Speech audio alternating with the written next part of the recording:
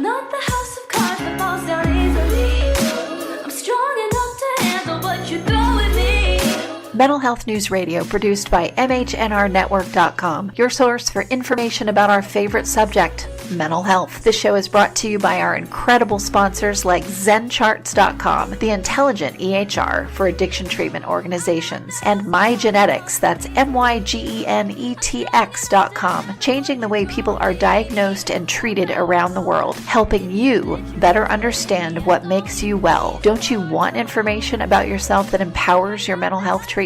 Also, who is minding the store, the finances of your behavioral health organization? TriadicLLC.com, that's TriadicLLC.com, is a full-service revenue cycle management and billing company focused on all the ins and outs of mental health billing. Our sponsors help keep this show on the air and advocating for everyone affected by mental health. Guess who that is? Everyone in the world. Take a listen to our show all the way to the end. You don't want to miss Miles the Therapy Dog's special goodbye.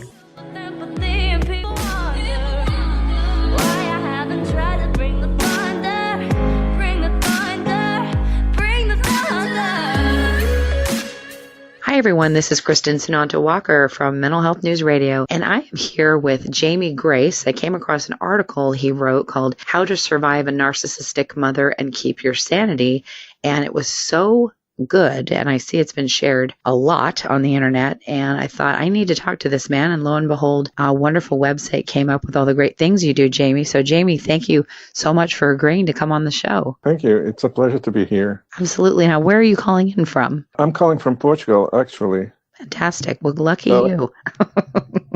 Well, it's very cold today. Is it? It's It's cold here too, so and my voice is not usually this deep, but with the winter coming, I ended up with a nasty virus. So you're the first show I've actually been able to do in about 2 weeks, and people are used to me pumping these things out every day. So it's been interesting around here. But please tell our listeners, about yourself and what it is that you do. Well, I'm a psychotherapist. I work online mainly. I also run workshops. And I'm in the process, you don't know this because this is firsthand, writing the book that is following that article. So, yeah. So it will be ready on the first semester of next year, so 2018. Fantastic. And I'm in the process of finding an editor. So that's the brand new news. Fantastic. So it's such a prevalent subject, narcissism these days. Is that what prompted you to write the book? Just the number of people that are talking about it? Well, not really. It's more like, so I study psychology in university, but I was also raised by a narcissistic mother. So in order to, how can I say this? In order to keep my sanity, right? I have to develop some strategies and a way of dealing with the situation. Then, in the end, led me to begin to write about it. And then things begin to pile up in terms of writing and things that I was reflecting and my interactions with her and what I was learning about narcissism. And so I began to write about it, and I was completely amazed by the impact of that article because, people have been writing to me and, saying, thank you. And I was, really amazed by I wasn't expecting that. It's excellent. And I've interviewed people from all over the globe about this subject and read so many things about it. I've been doing the show for 4 years. So when I read your article, I was like, it just perfectly got it nailed down. So thank you for that. Yeah, thank you. Welcome.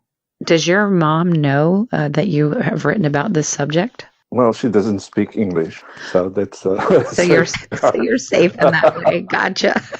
Yeah.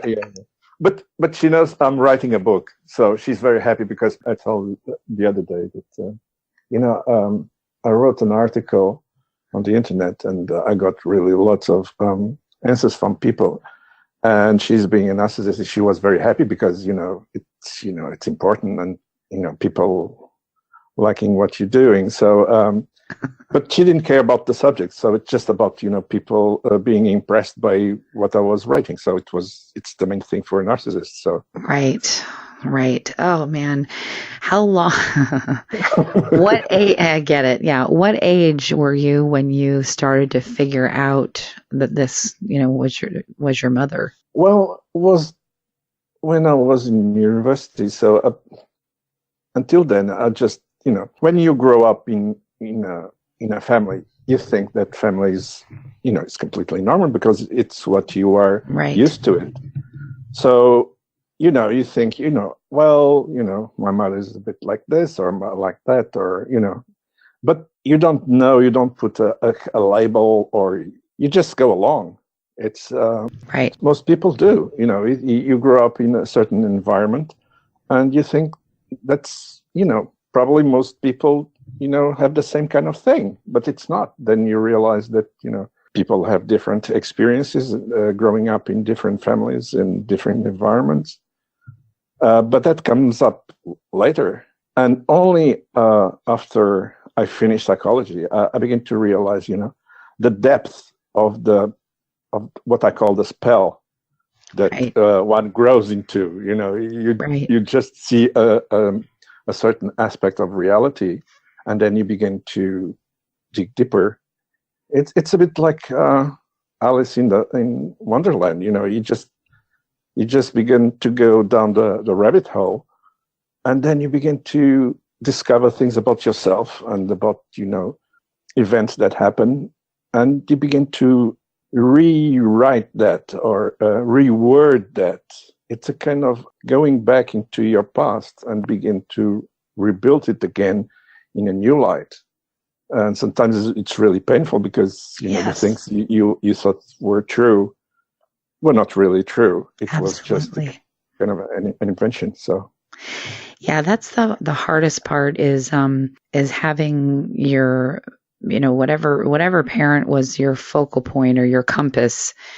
They become the narrator of your entire life story. And when you grow up and you realize that a lot of that was baloney, it is extremely painful. And then you try to go back and you have to rewrite the narrative for yourself using your own voice. And that's painful also, because I know for me, I've had to look at a lot of things within myself and go, okay, those are some narcissistic traits. And I can either continue on with this pattern that seems to span across generations in my family, or I can stop that with my own son now while he's still, in his 20s. And that's hard too, because you're taking a look at your own behavior, which you're healing from what you now find abhorrent. Exactly. And seeing it sometimes within yourself. And that is really painful, because I've found you've got to let yourself heal from the childhood that you really didn't have before you start picking apart yourself for what you've done out of what you learned, Yeah, exactly. So it's like what you're saying is it's most authors about narcissism really forget that part about you really become of age when you begin to reparenting yourself. Yes. Oh my gosh. Yes. Yeah. The reparenting of yourself. I know you don't even know how to do it. I'm just doing that now and I'm 47. Yeah. It takes time. Yeah. And, but that's the process. You cannot just, push it and force it to just go faster. Sometimes it's very much about the life experiences you having, the reflection you do about your life, the experience, people that you meet, events that happen, and make you reflect about stuff, and things like that. So reparenting is really, really important in this kind of healing, because it's like you begin to build the kind of template of a parent that you didn't have. Yes.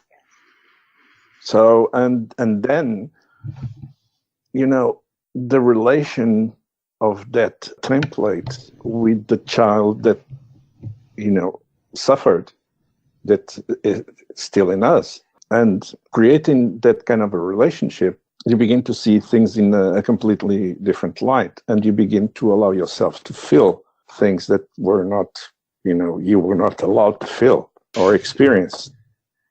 Yeah, exactly. And that constant looking for the truth. That's, I think, a lot of people, that if you don't become a narcissist yourself, then you become a whole lot of other unhealthy things until you get healthy. But the hardest one to get out of, it seems, is the narcissistic piece. And you become a truth seeker if you don't want to go in that direction, because you're constantly living in lies, and what are you going to believe? Of course you're going to believe your parent. I mean, and so you seek the truth.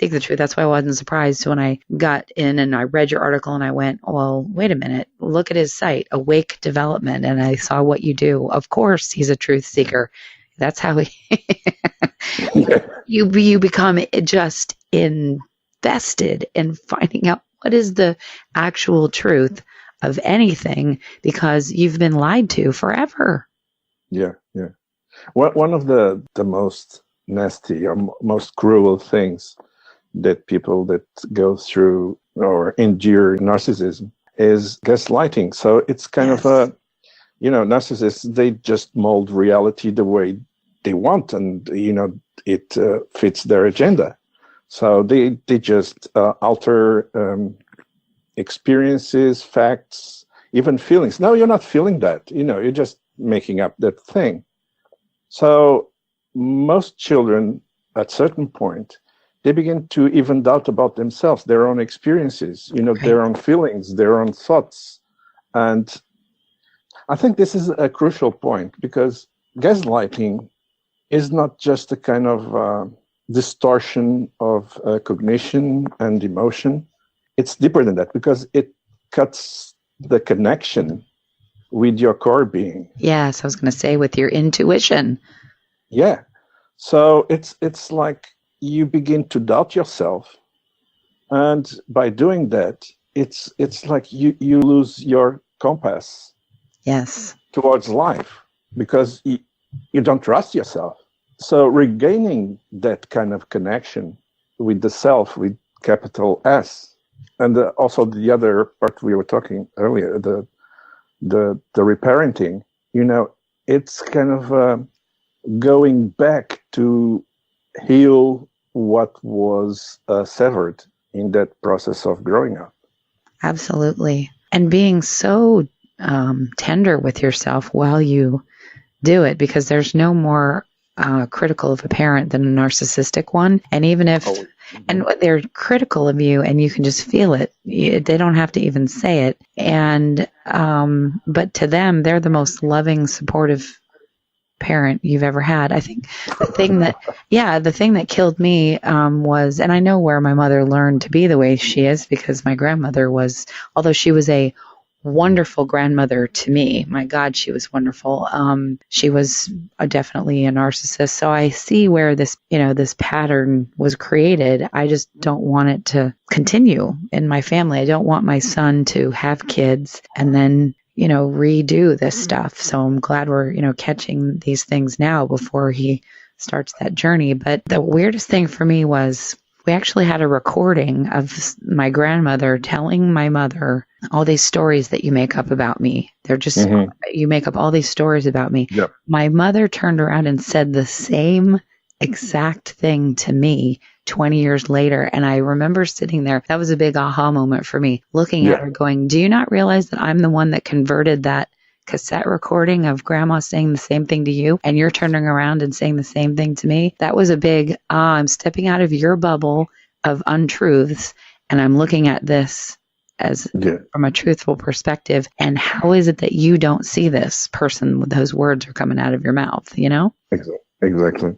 That's one of the traits, narcissists, they like self-inquiry. They don't question themselves. And what makes, narcissism go from one generation to the next one is because they don't review the roles they play or they were taught by their parents. So they just repeat it, and it's okay. So, but when you were saying, Christine, like you begin to reflect on that. So it's like a new angle a new perspective, and that changed the whole scenario of the, growing up as a narcissist, because you begin to have that kind of a skill of self-inquiry, and you begin to ask questions to yourself. And is this okay? Why this happens? And then, another question follows, another question follows, and suddenly you begin to look at yourself and to the world and the relations you have in a very different light. Yeah, I can see why I've had one toxic relationship after another, and sometimes many at the same time. Until the last couple of years or more than that, few years, where I've been weeding them out. And look, none of us are going to escape toxic people. They live and breathe. I love how people get all spiritual and they get to this place where nothing enters my sphere because I'm so spiritual. That's just not reality. Oh my God. Don't make me go there. Another form of narcissism, in my opinion, just using spirituality to couch it. But it's amazing to me. But I've been able to pick up on it more quickly and go, no, I don't even want to go down this road. You're touching another subject that's very dear to me. It's spiritual bypass. Yes, I saw that article. That was so good. And it's amazing, you just, because you believe in something, or because you bought the Buddha statue, you are more spiritual than the next person, and it's just BS. Yes. It's terrible. It's just it follows the path of the narcissist. It's just the outside stuff. Exactly. And, they can go to therapy. It's not like, I've known a few that do go to therapy. And I always think, what is your therapist doing? Nothing is changing. It doesn't work. It doesn't work. And I wonder, it doesn't work. How does the therapist feel about taking their money every week when they know they're not going? It's one thing I love about the spiritual healer that I work with. If she sees that you're not gonna, if you're not gonna grow, she's like, I can't help you anymore. Yeah. I cannot talk for other therapists, but I had clients that were narcissists, and I remember they didn't last long. And Yeah. By the way, I remember one woman, one of the first things she asked me is, I'm here because, I have people in my life that they are just terrible. I need for you to teach me techniques, for me to manage them better, for me to control them better. So she was not the problem. The problem is always the others. Right. And so if a narcissist wants to go into therapy, in general, they have a ulterior motive. They want to, control other people better. They don't want to, change themselves in general. The problem is the others. It's Right. not them. Yeah, that's a tough one. I've had to look at that too, with cleaning out people out of my life and not going, I'm the one that keeps having these people come in. So is it me? Is it them? And the reality is it's a bit of both. Yeah. I wouldn't, I look at, okay, now I have this nice, really loving group of friends. Consequently, many of them are such good mothers. I think, okay, that's a nice reflection of how I feel now, that I can experience friendships with these people that are really great moms themselves. You're touching a kind of a very interesting topic. It's when you come from a narcissistic family, you come with a set of values that, in general, it's unconscious, and you value other narcissistic Yes. personalities. Yes. So, in a way, you feel drawn to them. Yeah. Yeah. You just don't know why. You just fall in love with someone that, they are amazing. But you're just following the pattern until you begin to, hey, wait a minute, and to see relationships in a different light. Yeah, that's it's so bizarre to go back and take inventory and rewrite the entire narrative of your history from as far back as you can remember. And I've even looked at relationships that I have now, like with my ex-husband, so much was influenced by what my mother thought of him while she was telling me that it was what I thought of him. Yeah. And I look back and go, oh my God, no, he wasn't this horrible, awful, whatever person. He was raised by a narcissistic mother too. Yeah.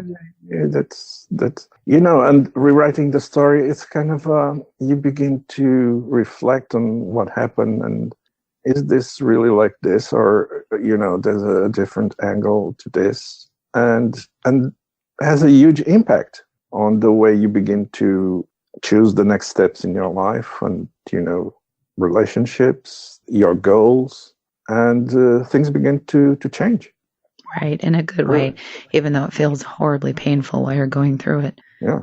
In terms of when you're working with someone and they're having all these aha moments now where they're realizing this, how do you, guide them through that process of really becoming, for the first time, an independent thinker?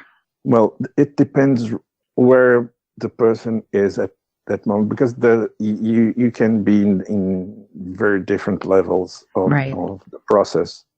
So, for instance, if you are still living with, your mother or your narcissistic father, and you don't have other means of supporting yourself, it's really tough, because they set the rules. It's their house, their environment, and it's really difficult to get out of the It's our home. It's our home when you're doing. It's our family home when you're doing what they want, and then when you're not doing what they want, exactly, it's my home, and you're like, okay, again, what? Yep, exactly, yeah. So in that situation, it's kind of you can have to deal with lots of anger, shame, because there's lots of emotions that cannot be expressed in that kind of environment. They are not allowed. So it's in a way, it's a kind of emotional education for the person. You are allowed to feel this. You are allowed to feel anger and feeling sadness, and you're not a robot, right? Because in most narcissistic families, there's that kind of God called perfection. You need to be perfect. Absolutely. If you're not perfect, you're nothing. You're going to be outcast. So that's one part. The other part is kind of educate the person of what they can expect. It's not what they wanted to happen, but it's what is really happening.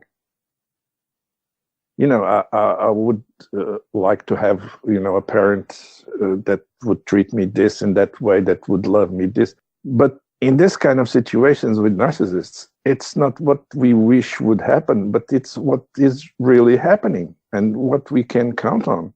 Yeah, So it's about the acceptance. Acceptance is really big in this kind of situation. You really need to be ready to accept that, for instance, you're not going to be loved. Right. That's one of the most difficult things people can be faced with. You were not loved by that parent, and will not gonna be. No, you're merely. And that's kind of goes to the foundations of the core of your being. It's kind of Yeah, exactly. It's horrible to realize that. And if you ever said that to them, they would, be mortified and go on and on about, well, I've done this for you. I've done that for you. I've always loved you, on and on and on. And you just look at them and you're like, no, you've never seen me. You use me, and anything that you see I'm doing that you like, you also use that to punish other people or to keep them in line with how you want them to behave. That's not really you noticing and loving me. Yeah. You are not really a person. You are a project. Yeah. Oh my God. I know. That's when I watch my mother focus in on somebody and they become a project for her. She's going to manage their time, try to get them to be how she needs them to be. She will spend inordinate amounts of time doing all kinds of things for them. And I think, oh my God, that person's got a good, when she takes the mask off because they don't because they actually dare to be an autonomous person, it's going to be a big wake-up call for them. But consequently, there are people that will tolerate that. And I always wonder why. If you're not their child, why would you tolerate that kind of behavior? That's not a healthy relationship. Well, we are all suckers for love. Yes. Yes, we mistake that for love, the attention. Yeah, so, love is really important for us, everybody, so. Yeah. If I show you a bit of, caring, and, most people fall for it. Either it's true or it's just fake. Right. And that's what I was talking about. That part is really the one, I think it's the toughest part, when people are confronted that you are not loved and you will not be loved by that person. Never. But yeah, and that hurts like hell. Yes. But at the same time is completely freeing because you can start anew. Right. And after you realize that and accept that, you can just start to build your relationships based on true love, not conditional love, like you were brought up with. Right. So it's painful and also freeing at the same time. It's a paradox. It is. When people, you go into a kind of it's did you see the movie Matrix when the guy Neo comes out of the the machine and he sees for the first time what reality was. You go, God, wow! It's you have a hard time to believe that. Wow, I've been living in a dream world. Yes, absolutely. Absolutely. And oh my gosh, yeah, you can't, the revealing of that is something that you have to take in doses because it's too much to be able to operate and function in your life while you're reparenting yourself and history is being rewritten with the truth or whatever your truth is. Knowing that you're not doing revisionist history because you're also a narcissist and you have to make everything la la land. You're literally just in there in the muck looking at things and people and situations. I realized the only narrator of all of these broken relationships in my family where they just disappeared. I mean, all of a sudden these people are in my life. Yep. My entire families of people are in my life and then they're gone. And I was a kid. I had no control over that dispelling of all of these people that didn't meet my mother's expectations. And then to go back and seek out those people, some of them that would talk to you and get their perception of what happened and go, wow, that's fascinating. Because when you're a kid, like, as an adult, you can do that. As a kid, you got to go with what your parents tell you. You accept. You accept the reality of your family. So you learn, okay, well, that person doesn't fit. And I have done that. I have just cut people out because they didn't fit. I definitely have picked up traits that I have to work my way back from now, which is another interesting road. But I find it interesting, and I like this journey because it's a truthful one, and I have control over it in terms of the narrative, how I choose to see it. I'm not being oppressed away from it or controlled away from it. It's almost like it took this long to become an adult. It takes really time because when you break the spell and you go after that part of accepting that you have not been loved, and you begin to rebuild your world, your internal world, then it's also it's really challenging because you need to find the things that make sense for you, your values, your purpose, the way you want to lead your life. And you have to, again, be your own parenting. It's like you have to teach yourself things that perhaps other people learn when they were kids with their parents, and Right. and you begin to kind of what's the meaning of this? Where I'm heading? What's are my values? Because all the things before were dictated by that kind of that spell you were in. Yes. It's been fascinating some of the ways where my own son will say, well, Mom, the reason why I have this value or whatever is because you and Dad were together. You love each other. You still love each other. His dad is my best friend, and we're extremely involved in each other's lives. And I'll think, oh, it's so great that he knows that. And he said to me the other day, yeah, I had my stuff with you and Dad, and he goes to therapy, thank God. But he says, but I knew that you guys loved me. And I always knew that you loved each other. So yeah, we had some bad stuff go on, but I had that core foundation of two parents that absolutely loved me and cared about me and who I was becoming.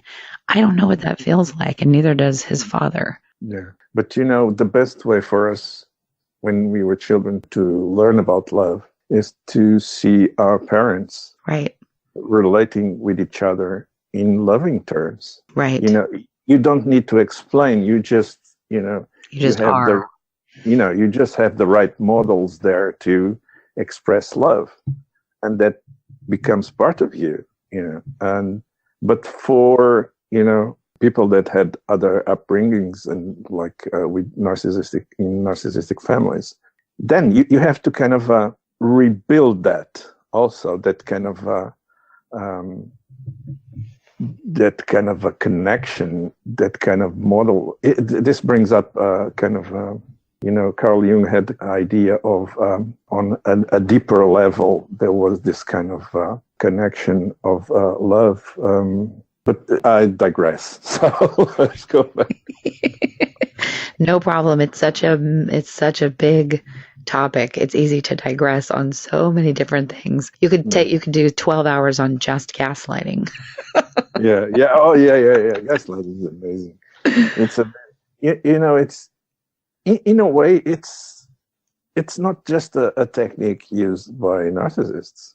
You go to intelligence services, and it's just one of their main weapons. Just Absolutely. confusing people, enemies, sometimes even friends, about their own agendas. Oh no, that this didn't happen, and what happened a different way. And even in politics, you have gaslighting all the time. Just making things look like in a certain way to influence people. So it's not just the narcissists that are doing that.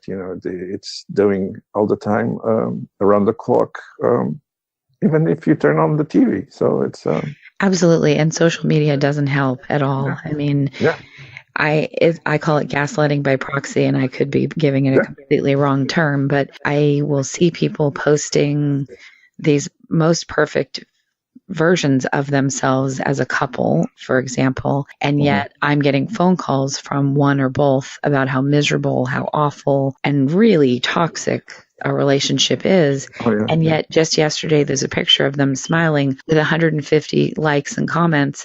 You guys are such a cute couple. And I'm like, I feel like that's gaslighting in a different way. I mean, it's not reality either. No, it's amazing. And I think that, we were just now talking about love. I think, it's not, there's not love in the world we live in, but the way we grow up and, the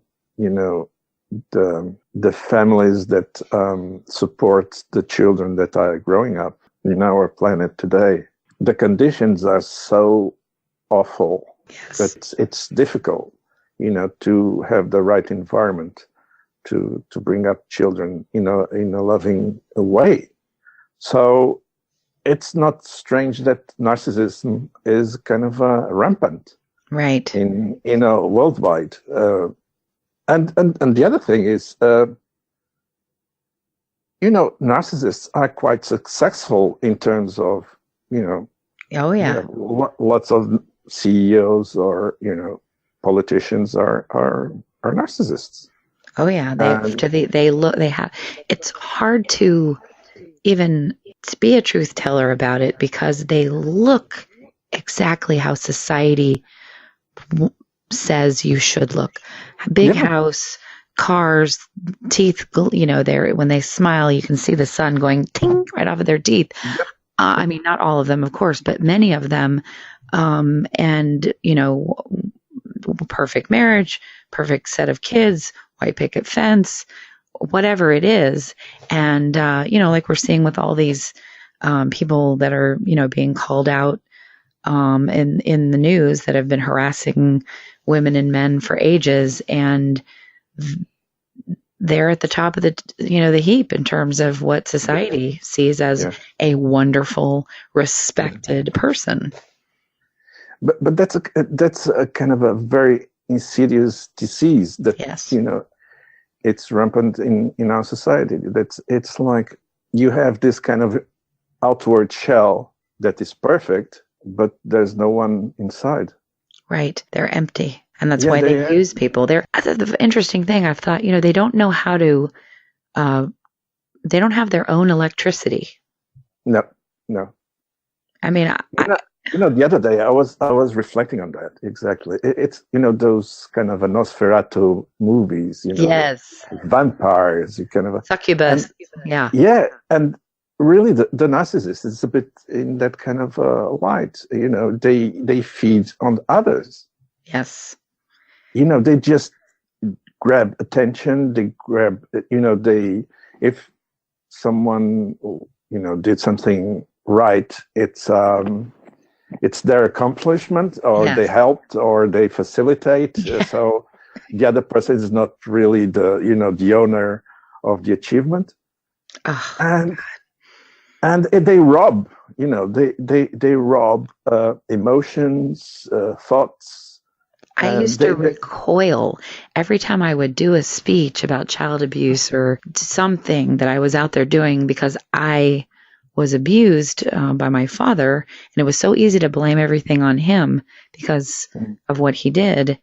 Yeah. My mom got a free pass for a lot of years, and at some point you need to stop blaming your parents for your problems. There's always that level of guilt on there as well. But anytime there was this thunderous applause over something I did, I actually recoiled because I felt like, you're taking this away from me.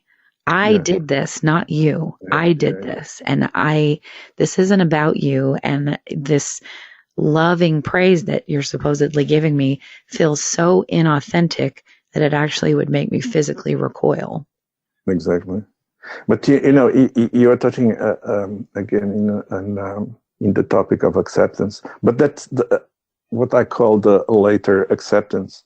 Because after you come out of the spell, and so after you reparenting yourself and rewrite your story and begin to set, your life course, you have your own compass, your own values, your own direction, you become autonomous, then you can do another thing. That is, you can begin to look at the narcissist as what they are. You're no longer affected by them. You can even be with them and talk with them, but all the tricks they use, and you are above that. And what you begin to accept is they are not able to feel, to have empathy. They are in a state of enmeshed in their own self-illusions. And so you begin to see what they really are, and accept that person is like that. But at that point you're free, right? They have no control over you, they have no power over you. You are above their game, right? And you can dip in and dip out as you feel comfortable with it. You are with them, but you know all the angles. Right, exactly. And sometimes, knowing all those angles, I mean, those can be useful in other situations in life, especially when you're dealing with other narcissists, because you're like, oh yeah, definitely. Oh, I see what's going on here. Okay. Yeah. This is how I need to deal with this person, because I know that one. Bing. Yeah. I think when you become immune really to that immediate falling in love, I had a wonderful therapist, Christine Louis de Cannonville in Ireland, say, Kristen, you've got to stop just falling in love with these people that you meet. It isn't healthy. Yeah. And I remember getting very angry. What do you mean? It's a wonderful ability to just fall in love with people. And then I realized, right, now I know what she's talking about. Yeah. It isn't healthy to do that. It isn't. And then you would pay the price. In the beginning, it's very exciting. It's just fireworks, and then it's not like that. I think why a lot of people get into these relationships with narcissists, and especially if they've done it over and over again, and I speak from experience, you're an addict, you're a love addict, and you're looking for that fantasy that doesn't exist, which makes you, in effect, almost as unhealthy, if not as unhealthy as the narcissist. Maybe the only way that you aren't as unhealthy is that you can get out of it and live in reality, and they don't want to. Maybe that's the difference. It's very interesting what you just said, because, look, if you were raised by a narcissist, you are being raised in an environment deprived of love. Yeah. So any small dose of love that anyone throws at you, you just say, well, you just go for it. Right. Because you've been deprived for that. Right. So it's very easy to fall for that until you realize that, oh, I was deprived from this. You become conscious of that lacking, not just on an emotional level, but also on a cognitive level. Oh, and then you begin to see, is this good for me or not? So you begin to reflect on your emotions, and that's one of the things that's most people that are brought up with narcissists, are also lacking, a reflection on emotions. You begin to reflect on that. So what am I feeling now? Is this really feeding me? Or is just kind of some more fireworks that are, very interesting, but they're just momentarily. Right. Yeah. Oh my gosh. Well, we could talk forever. Oh yeah, about narcissism. We could talk.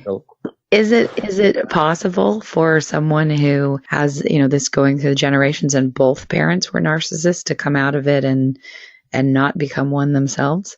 I think one of the first things is if you begin to, asking questions about yourself, or you have some kind of inclination to self-inquiry and, reflect about things, you can have different perspectives. So I was lucky. I was, when I was a kid, I used to ask lots of questions in a way that helped me. But I think the most important thing one of the most important things that happened in my life was, I